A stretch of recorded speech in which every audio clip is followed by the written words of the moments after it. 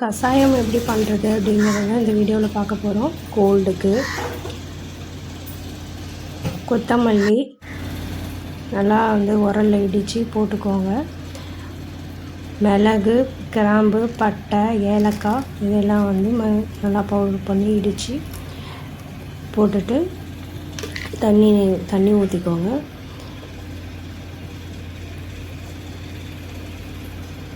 அதுக்கப்புறம் கற்பூரவள்ளி, துளசி, அப்புறம் வெத்தலை இது எல்லாத்தையும் சின்னதாக நறுக்கி போட்டுட்டு நல்லா கொதிக்க வச்சுட்டு 2 டம்ளர் தண்ணி ஊற்றினீங்கன்னா அது 1 டம்ளர் ஆகிற வரலும் நல்லா கொதிக்க வைங்க.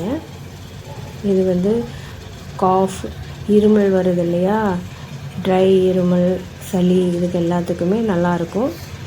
ஒரு 2 நாளைக்கு தொடர்ந்து 2 நேரம் சாப்பிட்டு வந்தீங்கன்னா ஓரளவுக்கு நல்லா ரிலீஃபை நீங்கள் பார்க்கலாம். நல்லா கொதிக்க வச்சுட்டு தண்ணி கொஞ்சம் நல்லா வத்துற அளவுக்கு நல்லா கொதிக்கணும். கொதித்த பிறகு வடிகட்டிட்டு கொஞ்சம் வெத்தலை இதெல்லாம் போட்டிருக்கோம் இல்லையா, கற்பூரவள்ளி, துளசி எல்லாம் கொஞ்சம் காட்டம் இருக்கும். அதனால் தேன் கொஞ்சம் விட்டுக்கோங்க.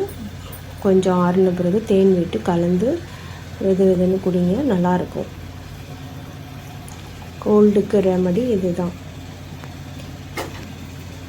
ஒரு நாளைக்கு 2 டைம் குடிக்கலாம்.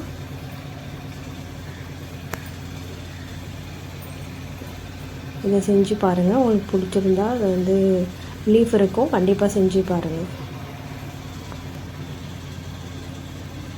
தேங்க்யூ.